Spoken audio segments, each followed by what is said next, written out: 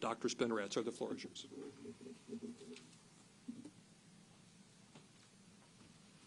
Thank you, Mike. And it is my pleasure to welcome Deputy Secretary Don Graves here today.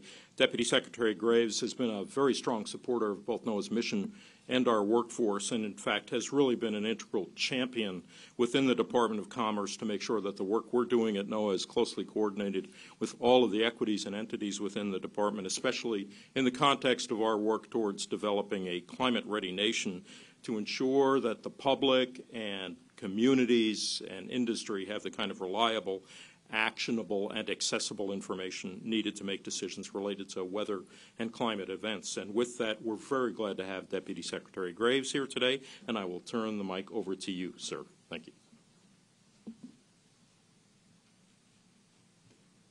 Well, thank you so much, Dr. Spinrad, and thank you all for having me here today. Welcome to everyone who's participating in this press conference. Welcome to NOAA's National Center for Weather and Climate Prediction. At the Commerce Department, we're fully committed to NOAA's mission to study, forecast, and issue watches, warnings, and other decision support for tropical systems in our ocean basins. Here and in offices across the country, tireless work is being undertaken to forecast major storm systems, from the pilots who fly our hurricane hunters that collect the weather data that scientists use that track the patterns of severe weather events, to the scientists who use that data to make better predictions. It's no mistake that NOAA and the National Weather Service find their home in the Commerce Department. Hurricanes and the destruction they cause can have devastating impacts to affected communities and to local economies. We know that recent hurricane seasons have been particularly busy, with 3 back-to-back La Nina events, which only increase the threat of hurricanes. Last year alone, we saw 14 named storms accumulate, 3 of them hurricanes that hit the United States, causing a collective $117 billion in damages when adjusted for inflation. The World Meteorological Organization retired the storm names of Fiona and Ian, and those destructive storms made landfall in Puerto Rico and southwest Florida, respectively, and caused billions of dollars of damage. The increasing impacts and risks to U.S. communities from these destructive storms make the work of NOAA and its partners in government, the private sector, and NGOs all the more essential. It's critical that this work goes a long way to better prepare the United States for storms and effectively addresses environmental, economic, and humanitarian impacts to help communities recover from these events.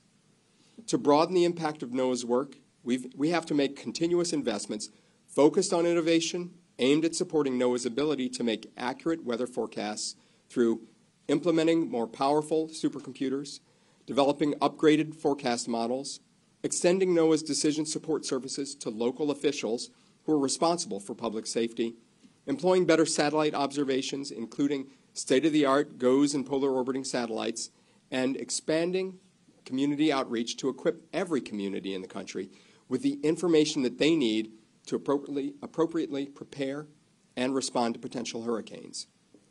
These investments are critical because preparedness protects property, informs communities, and saves lives. NOAA's investments from the Bipartisan Infrastructure Law and Inflation Reduction Act, $6 billion in total, represent transformative opportunities to support all Americans, including vulnerable populations, in efforts to make our communities even more resilient to future weather and climate events. Just last month, the Department of Commerce and NOAA announced $562 million in recommended funding for projects across the country to help make coastal communities more resilient to climate impacts through the Climate Ready Coasts Initiative. These investments are a key part of NOAA's efforts to build a climate-ready nation, where our country's prosperity, health, and safety benefit from understanding climate change and taking action at all levels to reduce climate impacts. As we continue to make advances in understanding and forecasting hurricanes and extreme weather, our scientists strive to learn from every storm and apply that knowledge to future storm analysis. As a result, NOAA's hurricane predictions are more accurate than they've ever been, based on advancements with our new hurricane model. Reanalysis of forecasts for storms from 2020 to 2022 has shown that today the accuracy of our forecast track has improved by 40% since 2017, and the accuracy of our forecast intensity has improved by 46%. Since 2017, we've also improved the lead time for hurricane forecasts by 2 days, and the 7-day track forecast now has the same accuracy as the 5-day track forecast. The lead time of our storm surge forecast has also grown. Our 3-day advanced storm surge forecast today has the same accuracy as the previous 2-day forecast. These additional days of preparedness can make all the difference in places like Florida, Puerto Rico, and other parts of the country in mitigating the destruction and saving countless lives. These improvements not only make our country safer and more informed about hurricanes and their impact, but they also speak to the importance of the work being accomplished each and every day by the dedicated individuals at NOAA. As hurricane season approaches, the overarching message today is clear. NOAA and FEMA are prepared for the upcoming season. Now it's time for communities to prepare as well.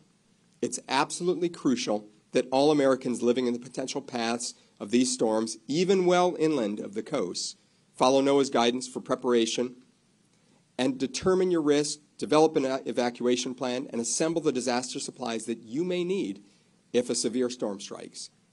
Please stay informed and be ready to heed warnings from NOAA's National Weather Service and your local emergency managers. NOAA, the Department of Commerce, along with our federal partners like FEMA, stand ready to serve the nation before, during, and after each storm, and ensure that communities have the resources they need to overcome the threat that hurricanes pose. Thank you for joining us today. Thank you to NOAA and FEMA for their continued service to make this country a safer place. I'm sorry I won't be able to stay for the rest of today's event, but with that, I am pleased to turn it back over to Dr. Spinrad. Thank you. Thank you, Deputy Secretary Graves, and good morning to everyone. So welcome to the NOAA 2023 Atlantic Hurricane Season Outlook. Let me start by saying that whether you're joining us in person or remotely, we really appreciate your attention to this very important announcement. I want to extend my gratitude to my friend, Dr. Mike Farah, for hosting us, along with the many scientists, technologists, technicians who work around the clock in this building and elsewhere to provide weather, water, and climate forecasts and projections to keep the nation safe and informed. I want to take a moment to recognize also that although we're here today to announce NOAA's 2023 Hurricane Outlook, I do want to acknowledge the people of Guam, CNMI, Rota, Tinian, Saipan, as they respond and begin to recover from the devastating impacts of Typhoon Mawar. I'd also like to thank the NOAA employees working at the National Weather Service's forecast office in Guam, who sheltered in place to ensure continuity of forecast operations throughout the storm. I will say personally that to me is kind of the sort of extraordinary activity of our workforce, where they're putting mission first, and in many cases when their own lives and livelihoods and families are being threatened. So I can't overstate how much I, as administrator, appreciate the effort they've undertaken. And as officials begin to assess the damage, one thing is clear: the forecasts, warnings, and decision support services that NOAA provided saved many lives. That's unequivocal. So as we enter the start of hurricane season, NOAA and the National Weather Service stand ready to provide our nation with the best possible information. You just heard from the Deputy Secretary that best keeps getting better over time. From our researchers to our satellite operators, our hurricane hunter pilots and specialists and scientists, forecasters and communicators, we are prepared to help communities through the upcoming hurricane season with reliable forecasts, warnings, and decision support services. The question is, are you ready? Each year we host this news conference at a different hurricane-prone location to highlight the different hazards that a hurricane can bring. Since we're in Maryland today, I'll note that this year marks the 20th anniversary of Hurricane Isabel. Some of us, myself included, were personally affected by that, so we can certainly relate. Many of you who live here in the Mid-Atlantic might recall Hurricane Isabel, which made landfall as a Cat 2 storm in the Outer Banks of North Carolina, and whose storm surge wiped out a portion of Hatteras Island. Isabel also brought record storm surge up the Chesapeake Bay, resulting in significant flooding in Baltimore and Annapolis. Power outages, including at my own home, were a significant effect of the storm, and Isabel is directly responsible for 17 deaths, mainly through drowning, 34 indirect deaths. Several of those were attributed to carbon monoxide poisoning from generators running in closed spaces without proper ventilation. Carbon monoxide poisoning, in fact, is one of the leading causes of death after storms in areas dealing with power outages. Never use a portable generator inside your home or garage. This year also marks the 5th anniversary of Hurricane Florence, which experienced rapid intensification off the East Coast and brought significant flooding to the Carolinas. Riverine flooding, not wind, was the major cause of damage and loss of life in Florence. Damages from Florence are estimated to be $24.2 billion. Recovery efforts from the extensive flooding continued for 8 weeks. These recovery efforts were prolonged by impacts from Hurricane Michael, a destructive Category 5 storm, as it moved inland.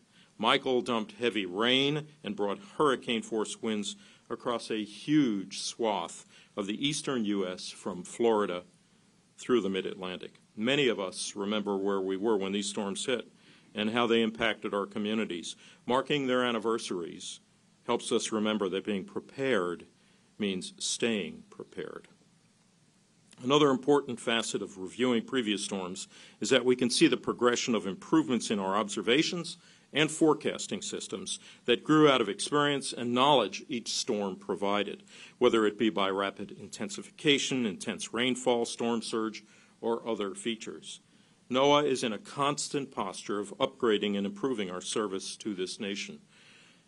Let me give you some examples of key enhancements we're making this year to boost our capabilities for the upcoming hurricane season.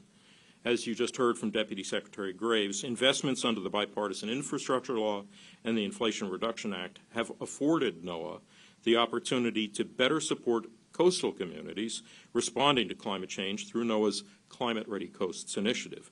We have 2 new forecast model enhancements this year. A major upgrade to our storm surge model expands probabilistic forecasts for storm surge to Puerto Rico and the U.S. Virgin Islands, now providing emergency managers and coastal communities with the most likely range of storm surge values so they can be better prepared and informed. Next month, we're launching a new hurricane model that will eventually become our primary hurricane model. The model, called the Hurricane Analysis and Forecast System, was developed by NOAA researchers with hurricane disaster supplemental funding in 2018, 2019, and 2022. Retrospective analysis of storms in the North Atlantic Basin from 2020 to 2022 showed that the new hurricane model provides up to a 15% improvement in track and intensity forecasts over existing models.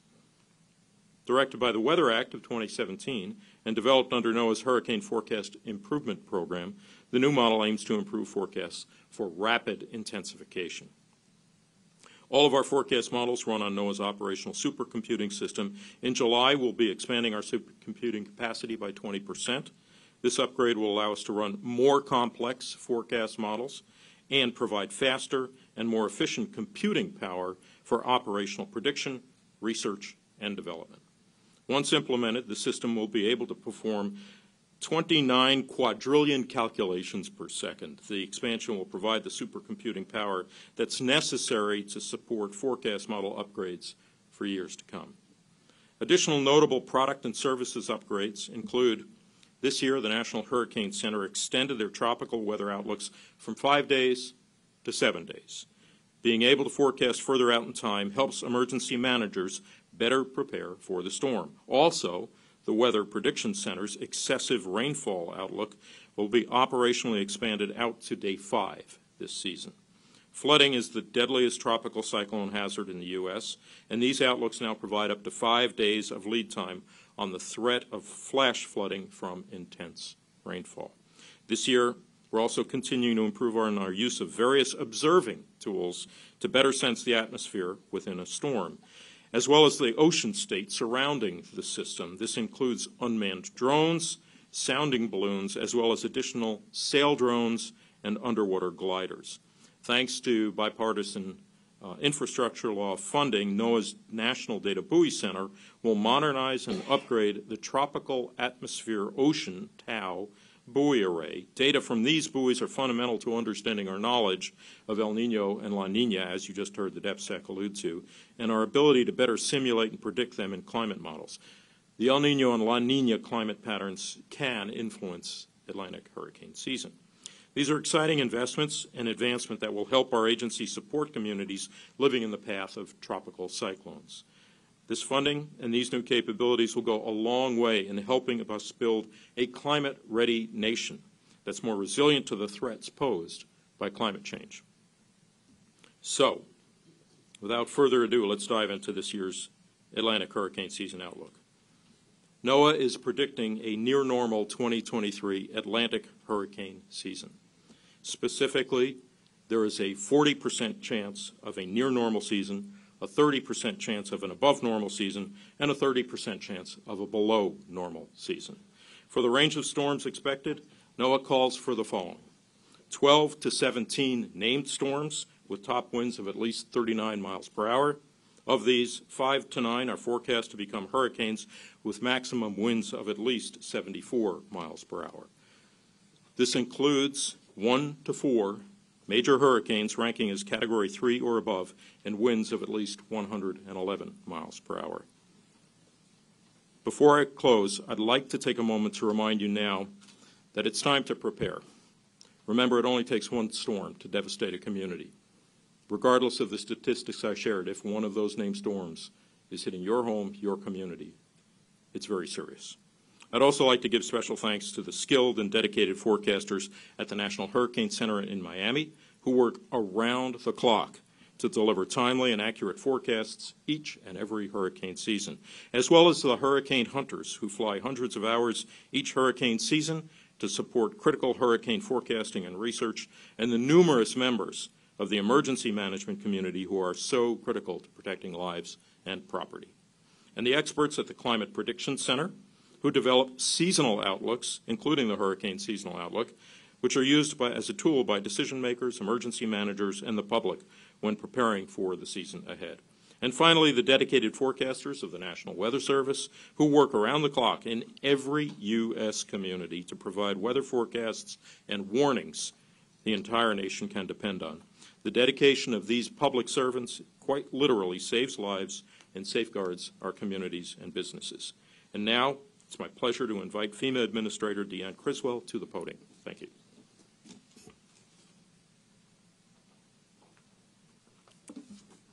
Good morning, everybody. Thank you, Administrator Spinrad, for that incredible briefing on what we're going to be seeing this year, and just for your continued partnership, right? I think as we have heard all of the advances that the Prediction Center has made and how we can better improve our forecasting, it makes such an incredible difference to the emergency management community and how we can make sure that we're getting the right information to people in a timely manner so they can take the appropriate actions to protect themselves and their families.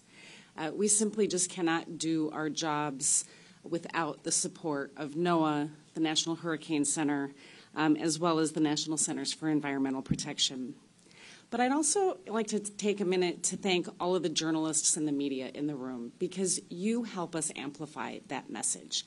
Everybody gets their information in different ways, and your ability to help get out to all communities really makes a difference in making sure we're getting that critical information in a timely manner. I think as we've heard today, the 2023 Atlantic hurricane season is quickly going to be upon us, but we are already in the Pacific hurricane season right now. And as we are seeing the impacts of Super Typhoon Mawar, what we are seeing is that these types of events are increasing and intensifying more rapidly, which is what we saw over the last few days. But it also reminds us, and I think as we've heard today already, that regardless of the number of named storms that are out there, regardless of the time of year, whether we're in the peak of hurricane season or not, it just takes one, and it can happen with the very first storm, which is what we're seeing right now, very first storm of the Pacific hurricane season, causing significant damage.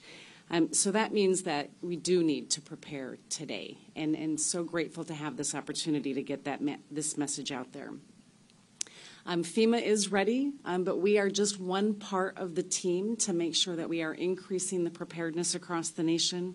It takes our partners like NOAA and the Department of Commerce, as well as the entire federal family, to make sure that we are ready to meet this challenge, and I can tell you that we are ready to meet this challenge. We take the time to reflect, right? We took the time to reflect on the lessons that we have learned from last year and previous years and carry those forward into this hurricane season. We also want to look at the efforts that we've made and the impacts and the advances that they've made to helping our communities. And so I just want to give you a few examples of some of the things that we have done to make sure that we can help communities before, during, and after disasters better every year. One of the areas that I have been very focused on is our ability to try to meet people where they are. Instead of having individuals and having communities try to navigate the federal government, how do we bring those services to the people? And recognizing that every community and every individual has a unique experience, has unique needs, and their impacts will be specific to them. And so we can't have a one-size-fits-all approach to how we prepare, how we respond, and most importantly, how we recover from these disasters. And so we did a few things over the last year to make sure that we are living up to meeting people where they are. We changed our policies to make sure that those who need our help the most have the ability to access that help, and that we're removing barriers so those that are eligible for assistance can actually access that assistance. One of these things was a policy change to the types of documentation that we accept to prove that you own your home or that you occupy your home. And because of this update, I'm very proud about the number of individuals that have been able to get assistance. Since we made this change, over 128,000 individuals and families have been eligible for assistance, bringing over $754 million into their pocketbooks to help them jumpstart their recovery. These are individuals we would have denied assistance in the past because of our policies, but because of these simple policy changes have really made a difference in the ability for these individuals to start their recovery process. We're also leveraging technology in ways to help us improve our response efforts. A couple of examples of things that we've done here. During Hurricane Ian last year, we used the first multi-agency deployment of geospatial resources to the field to really help us pinpoint those communities that had the most impact, to help direct all of our resources in a way that was more timely. Really helped us use the intelligence in a way that we were able to operationalize it and make life-saving decisions. We also continue our work to help communities build resilience to disasters. We're seeing more and more impacts from these hurricanes, and so we have to get ahead of that, and we have to make communities more resilient and reduce the impacts that we're seeing. Just last week, we announced over $160 million in climate resilience funding. This is additional funding as part of our mitigation programs in the Building Resilient Infrastructure in Communities and our flood mitigation assistance programs to really help these communities get ahead of the impacts and start to build resilience. We also selected an additional 46 communities for direct technical assistance, helping these communities, bringing the federal family together to come into these communities and help them think about the ways that they can build resilience, the way that they can reduce impact and be more eligible for the different grant programs that are available across the federal government. And today I'm also happy to share that our partners at HHS announced $65 million in funding for healthcare centers in areas that were hit hard from hurricanes last year. This funding is going to help prevent flooding, upgrade emergency generators, and improve communication and mechanical systems ahead of future disasters. This is yet another example of the Biden-Harris administration's whole of government approach to making sure that our communities are more prepared to withstand the impacts of these extreme weather events. And as I said, we are just one part of the team. FEMA is not in this fight alone. And one of my main focus areas is making sure that those that may have been impacted or may be impacted by a hurricane are also ready. because our best defense against disasters is our local community. Our neighbors helping neighbors, they are our true first responders. And so as we heard, the time to prepare is today. The time to prepare is now. And so there's 3 things that I think everybody should do today. First, know what your risk is. Hurricanes, they are more than just the cone that we see.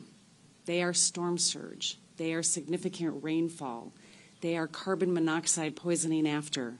There are so many other hazards, and so you need to know what your risk is, where you live, so you can take the appropriate measures to protect your family. Second, know how you're going to get information. Again, thank you to the media for helping us do that. We all get information in very different ways. There are a number of resources that are available. We always encourage everybody to download the FEMA app. You can also download weather apps from NOAA and the National Weather Service, also in your local community, and sign up for their emergency alerts so you know how you can get information so you can take immediate action when needed. And then third, make an emergency plan. Do you know where your evacuation zone is? Do you know which evacuation zone you're in? Do you know where you're going to go if you're asked to evacuate? Remember that if you are asked to evacuate, moving away from the hazards does not necessarily mean that you have to go another state or 2 away. It could be just 5 miles away from the hazard into an evacuation center until the threat has passed. So take the time today to learn which evacuation zone you're in and what actions you will take if you are asked to evacuate. And as part of your planning process, it's also time to review all of your important documents. Make sure you have them prepared and ready to go with you in case you need to use them. Review your insurance policies and consider flood insurance if you don't have it already. At FEMA, we say that no 2 disasters are the same. And in that same spirit, being prepared means that it is not a one-size-fits-all solution. You need to understand what your risk is, what your family needs are, what your unique circumstances are, to take those appropriate measures to protect you and your family. So I implore everybody that is watching at home, listening to this in their car, or reading this in your local newspaper or social media event, learn today what your individual risk is and the actions that you're going to take and plan accordingly. These storms are going to continue to develop faster. They are going to be stronger. They will last longer. FEMA will be ready to support you. If one hits you, are you going to be ready? So with that, I'll turn it back to Dr. Farrar.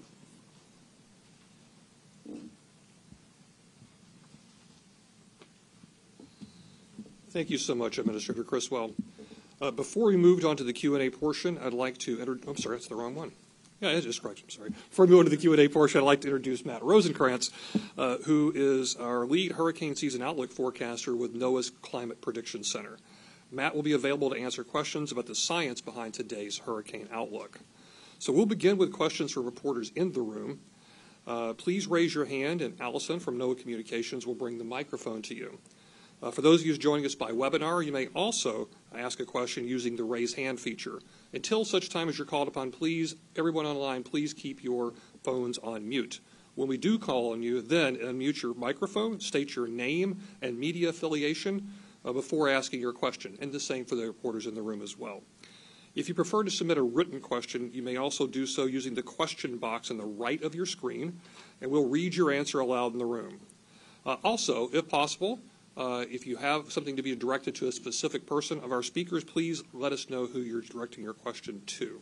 And we'll do our best to answer questions in the time available. So for now, we'll take the first reporter question in the room. Seth Borenstein, AP. For Matt, in terms of the forecast, I assume, like others, you're dealing with the clash between El Nino dampening and the very hot Atlantic increasing. Can you explain a little the dynamics there in your forecast? And more importantly, El Nino, once it happens, you know it's going to be around for a few months. How confident are you that the hot Atlantic, the record hot Atlantic that we're seeing now, will be there for a few months? And can you give some insight onto why it is so warm. So, yeah, those two things did come into the forecast. The interplay between the El Nino and the favorable conditions across the Atlantic, not just the sea surface temperatures, but as well as the wind patterns and the shear patterns that are over the Atlantic, as well as the predicted shear patterns over the Atlantic. So it's kind of like a clash between those two big features. El Nino can control about 33 to 38% of the variance, so it's not all of it. The sea surface temperatures in the Atlantic should stay around for months through the summertime, once they're established.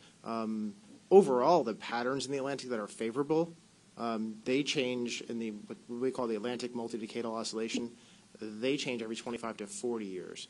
Now, the specifics as far as how warm it is this year, we are warmer than we were last year. We're about as warm as we were in 2020. Once we move into the summer season and you establish kind of strong high pressures over the Atlantic Ocean, over most of the ocean basins, it's very hard you're not going to disrupt that tropical temperatures as much. You can disrupt the mid-latitude with storms, but not as much the tropics. So once it's kind of established, it's likely to hold on just as long as ENSO is likely to hold on through the entire season. Now, El Nino, right now the forecast is a 93% chance for that to be an El Nino phase during the core of the Atlantic hurricane season, August, September, and October. But that is likely to last many, many months.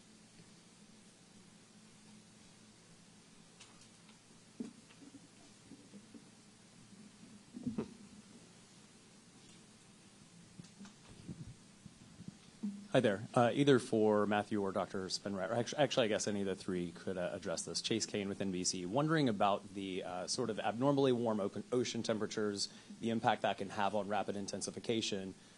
People on the coastline might see, a Category 1, I don't need to evacuate, and then all of a sudden it's Cat 3, 4, 5 storm. How do you communicate that risk as these temperatures get warmer and these storms intensify more quickly? No. So I'll start and then ask if anybody would like to do it. I mean, we've certainly been communicating this risk through our forecasters at the Hurricane Center. Our hurricane models have also been able to improve the rapid intensification forecasting over the last several years. So we've been able to communicate that earlier than has been possible in the past. And if there's anybody who'd like to add anything else? I want to make sure Administrator Criswell talks about their response, but I want to add a little bit geekier perspective on the intensification, because I think I may be the only card-carrying oceanographer in the room. And I will point out that one of the important things that we're doing at NOAA is looking, obviously, at sea surface temperature, but also it's about total heat content. And so making use of a lot of satellite capabilities and then the new observational capabilities that we alluded to, like gliders, for example, allows us to get better information about how much total energy is in the ocean available to contribute to intensification. So that's part of the improvement that you've seen that then gets reflected in the kind of forecast that Mike just alluded to. It's a great question, and I think one of the things that we have to focus on as we go into this hurricane season is not just the hazard itself, right? Not just the category of the storm, but all of the risks that go with it. And so is it going to intensify more rapidly? What are the other pieces that we're concerned about? You know, the new accuracy or the modeling that we're going to be able to do for storm surge. This part of risk communication is where I think that we need to direct our focus to, and using all of the mediums that we have available. And it's going to be even more important that we start to get those types of messages out sooner across all forms of social media, national and local news, but using the emergency alert apps that people have to be able to get that information, to be able to take action quickly. But you can only take action quickly if you take the steps today to make sure that you're ready to take that action quickly. And so being able to communicate those risks and what those risks are and not just the category is going to be a cultural shift, right? And a mind shift for the people that live in areas that are typically going to say, well, I've lived through a Category 1 and then all of a sudden it's a Category 3, or I've lived through this before, and now we have intense storm surge, and we have increased rainfall that's creating additional hazards that they haven't experienced before. The risks of these storms are different than the risks that they faced 10 years ago. We have to be able to get that message out to people.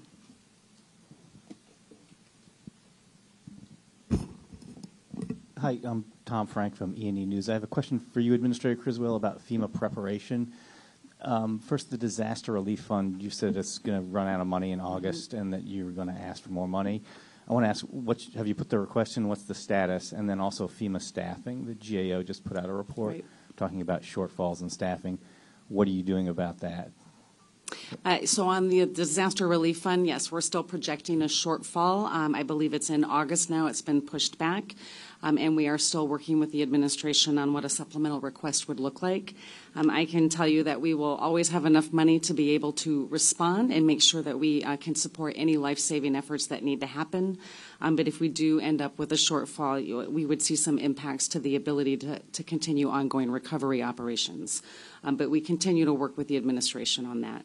And as far as staffing in the GAO report, our staffing models in the past have been based on a peak hurricane season type of planning assumption, but we're seeing the threats and the hazards that we're facing that affect us year-round. January 1 through December 31st, we're seeing an increased and a sustained operational tempo. And so we are taking, steps to re-look at what our planning assumptions are, throw on top of that a global pandemic, supporting other emergency events around the areas that don't necessarily get to Stafford Act declarations like the Ohio train derailment, and we have to relook at what that is. But the GAO report also just focuses on our disaster response force. We also have all of our staff that are at headquarters that we can reassign as needed to support our disaster response. We have our surge capacity where we can tap into all of our DHS partners and other federal partners to come in and support different areas. And we did just get great legislation passed by Congress that gives us USERRA protection that's going to really change our ability to recruit the biggest part and the most critical part of our workforce, which is our reservists. And so they now get job protection. And so now we have the ability to recruit very specifically some subject matter experts, but also broaden the pool of individuals that want to be able to support response operations like this, but have a day job. Now they'll have that job protection to be able to go in and support some of our efforts as needed. And so we're using that as a targeted recruiting tool going forward.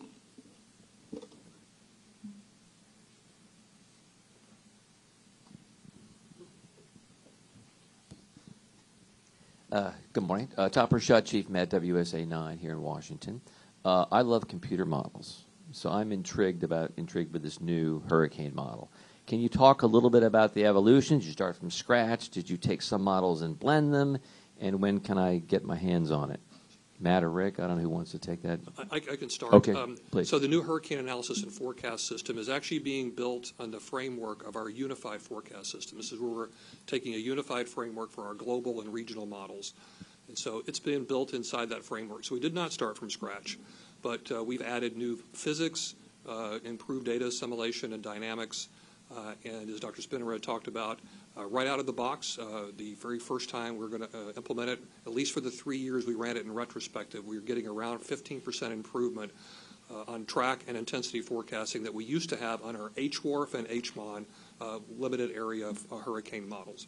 Those aren't the only models. We still make use of the global models like the GFS, our international models like the European model as well, and statistical models. So all those are thrown into the mix, and you add on top of that the expertise of our forecasters at the Hurricane Center. So we're continuing to incrementally improve the quality of our modeling.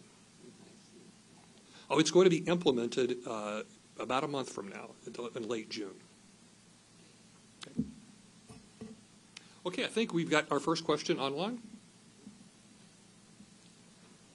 Yes, we have a question online. We have a hand raised from Lance Blocker. Lance, I am unmuting you now. You have to unmute yourself. Please remember to state your media affiliation before you ask your question. You're good to go, Lance. Yeah, thanks a lot. Lance Blocker here, CBS 17 News in Raleigh. Hey, we've had a lot of talk about the impressive El Nino and the above average sea surface temperatures. How did you guys simulate this upcoming season to reach the forecast with somewhat of a rare, unique combination with the upcoming months? And did you use any emergent technologies like machine learning or AI with that process? So we do have we use the global models, again, from our own center and from our partners around the world, UK Met, European Center. That inherently takes into account the sea surface temperatures in the globe all at once. We do have work with the Atlantic Oceanographic and Meteorological Laboratory that has a specific model that addresses interbasin Pacific versus Atlantic sea surface temperatures. That was injected into the forecast. And then we have a few other statistical models. So those are all put into the forecast. The team met. We discussed them, the weak points, the strong points of each one of the models. And then our consensus forecast was the forecast we came up with. And what was the second part of your question? Yeah, I was just wondering if there was any machine new technology applied to it, machine learning, AI, any of that, or is it still in experimental phase? For this product, that is, machine learning AI is still in a developmental phase for this product. Thank you. All right, thank you. We now have a question from Rebecca Hersher. Rebecca, I am unmuting you. Can you please unmute yourself? Yeah, thanks. Rebecca Hersher from NPR. I'm wondering if it's abnormal to have this many storms forecast, a 70% chance of a normal or above normal year during a year with El Nino. Has that happened before? It seems like a pretty large number. Yeah, so when I look back on the historical data we've had anywhere from 6 named storms to 18 named storms during El Ninos. The stronger an El Nino event, usually the less amount of storms you have. But we are also in an active era, and having a strong El Nino with an active era and such warm SSTs, I've only seen it one other time in the historical record. So there's not a lot of analog evidence for it. So it's definitely kind of a rare setup for this year. And that's why our probabilities are not 60 or 70%. They are a little bit to reflect that uncertainty that all of our, combined a couple hundred years of experience doing tropical analysis with the team. When we looked at it, we were like, wow, there's a lot of uncertainty this year in the outlook. So that's why we have those probabilities and the ranges the way they are. All right, thank you, Kara. Next, we'll have a question from Kara Corte, CBS News. Kara, I'm unmuting you now. If you can unmute yourself as well. Thank you all for doing this. Administrator Criswell touched on this a bit, but can you all speak to how you anticipate increased intensity of these storms due to climate change this year and beyond? And then also, I believe there were storms fairly late in the season last year. Is that a trend we can expect again this year and in the future? Thank you. Yeah, no. This is Rick Spinrad, the other administrator. And I will point out that what we do see, with respect to your question on a climate signal, I would say that first of all, fundamentally, we know that with climate change and increased energy coming into the system, that energy has to go somewhere. So we see it in a variety of different forms. You may see it in slightly more energetic forms. You may see it in storms, rather. You may see it in storms that, for example, yield more precipitation, slightly stronger winds, that kind of thing.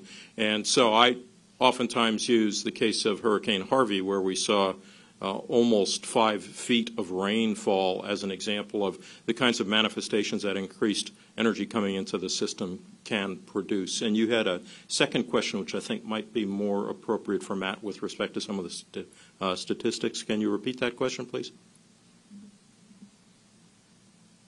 Yes, I believe there were storms fairly late in the season last year, later than normal, into November. And so I'm wondering if we anticipate that happening again. So this specific outlook does not have any information about early or late season storms within today's outlook. We have during active years, like 2020, 2021, we do tend to see more early season and late season activity, but that's generally because the entire situation is more conducive to more formations. So if you have an active year, you typically do have more front and back end to the season storms, but not necessarily. But this specific outlook does not have any information, and it's not part of the package that we look at. We're just doing the total season from these numbers. So we're not. I can't really give you any information on should we expect a late season this year or not.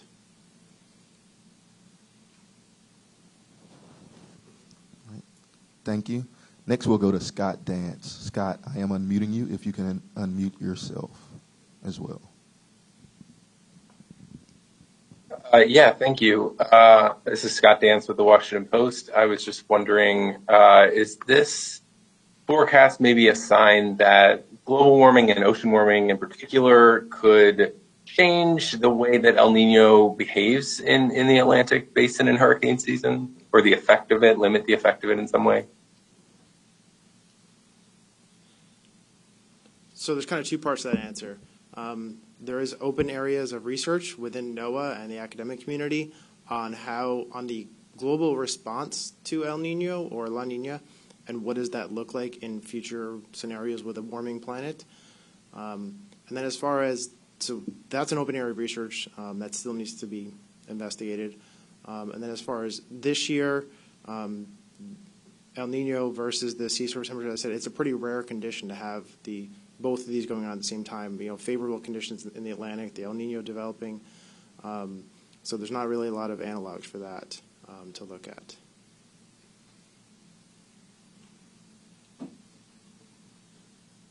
And our last audio question will be from Emily Foxhall. Emily, I'm going to unmute you if you can unmute yourself. Hi, I'm in Houston and I write for the Texas Tribune.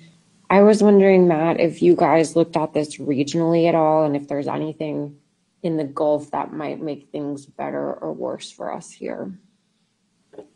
No, this particular forecast is outlook is for the entire basin. There was really no skill or attempted regional outlook for it. So there's no additional information on where in the Atlantic basin it will be or whether or not it will be making landfall or not. It's just the total number of storms through the season.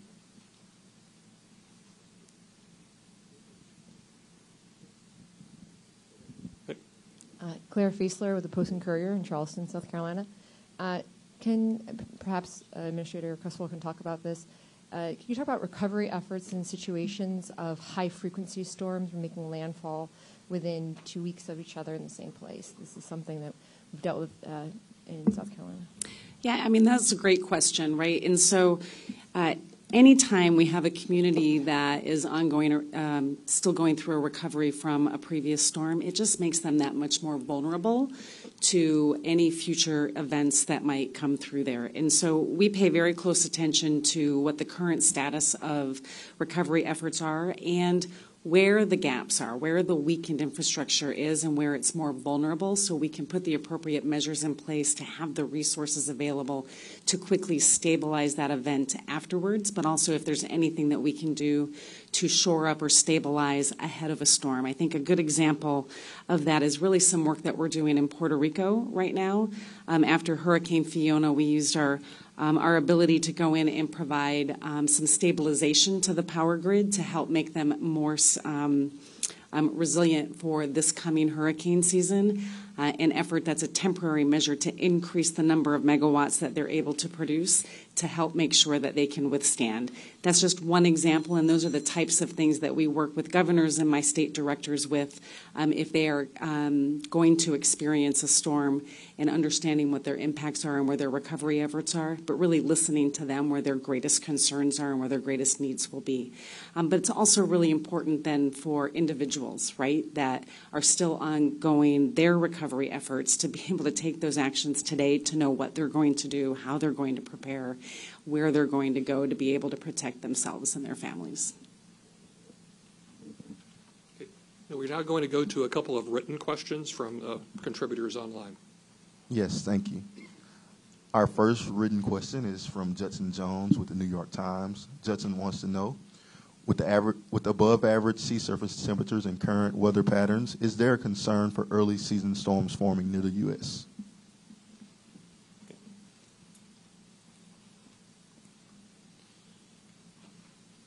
So there is no information in this outlook that would talk about front-loaded early season storms or late season. I do know that I looked at the Hurricane Center website this morning, and they do have a small area of potential in the next 7 days, just off the Carolina coast, but it's only a 10% chance. That's the current Hurricane Center. And you stick with the Hurricane Center, watching them day to day, hour by hour. The forecasters are always there updating their tropical weather outlooks. So that's probably your best source of information for day-to-day information. So we thank you, Matthew. We have a question from Holly Parker with WNO. Given the issues of rapid intensification and warmer waters, has that affected how many major hurricanes you forecast for the season in proportion to the total number of hurricanes at all?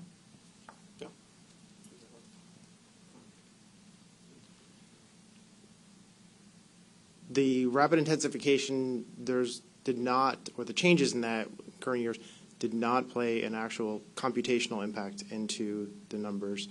The numbers come out of the models and the statistical models. They all come out at the same time.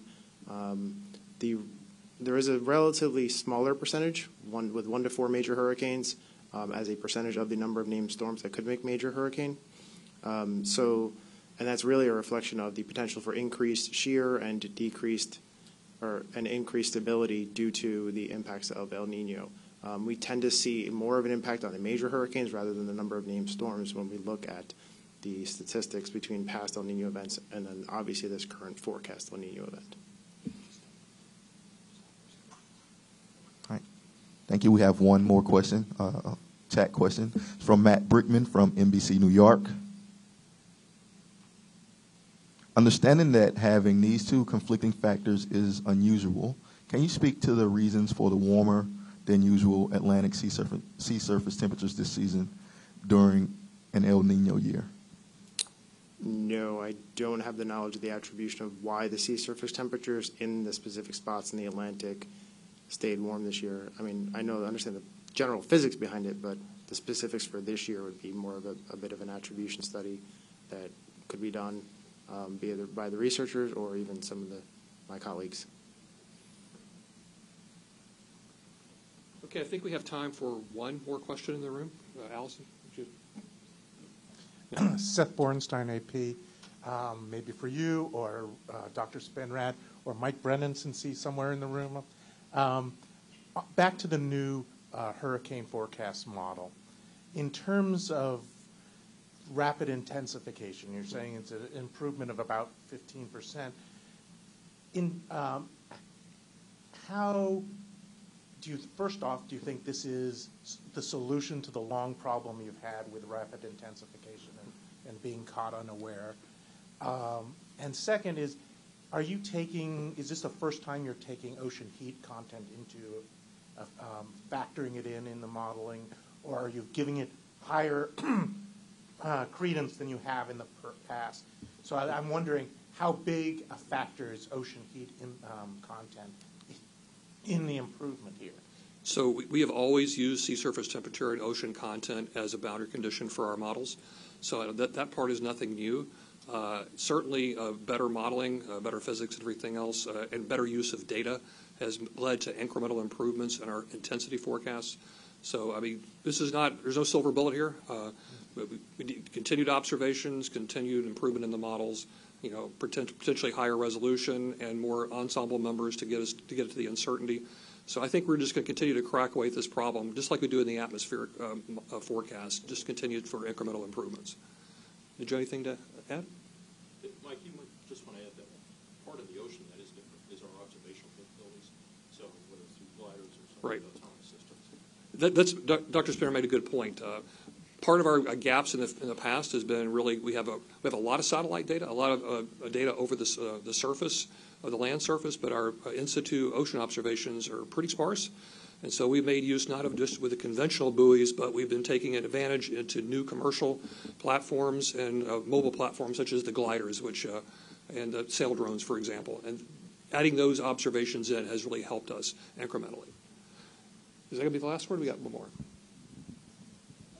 I think we have time for one more. Go ahead. There, Chase Kane with NBC. For Administrator Criswell, I'm wondering if you could talk about with the overall trend of whether it's hurricanes or other climate-fueled weather events costing a lot more money, causing more damage.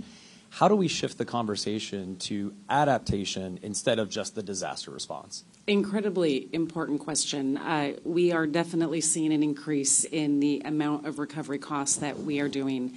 I don't have the exact stat in front of me, but it's somewhere of the amount of money that we've spent over the last 5 years in recovery is equivalent to like the previous 15 years, right? And so we can certainly get you that number, but we have to switch that conversation. We have to be able to get ahead of this and get out of this continuous response, recover, rinse, and repeat cycle and get ahead of this and reduce the impacts. That's why we've made incredible investments through the programs that we have, through our Building Resilient Infrastructure and Communities Mitigation Program, our Flood Mitigation Assistance Program. Also, as we're doing recovery, we have the ability to do mitigation as they're rebuilding to make sure that they can rebuild their infrastructure in a way that's going to reduce the impacts from future disasters. That's just FEMA's part in this, but this takes the entire whole of society to be able to have these conversations, to look at what your future risks are going to be and take the measures today to put the adaptation pieces in place to help reduce those impacts. And it has to be based on the future risks. We can't continuously focus our efforts on what has happened to us in the past because the threats and the risks that we're experiencing today are different than 10 years ago. They're going to be different than what we see 10 years from now. And so through the work of NOAA and all of the different climate products that they're putting out there to help us better understand what those risks are going to be critically important as we make those investment decisions today. Well, that appears to be our last question. So I'd like to once again thank our speakers for today. Deputy Secretary Graves, who's had to leave before, NOAA Administrator Dr. Spinrad, FEMA Administrator Criswell, and our lead hurricane forecaster Matt Rosenkrantz. A reminder that the news release for today's announcement is available at NOAA.gov. A recording of the event will also be added to the news release later this afternoon. Follow-up questions and interview requests may be sent to nws.pa@noaa.gov.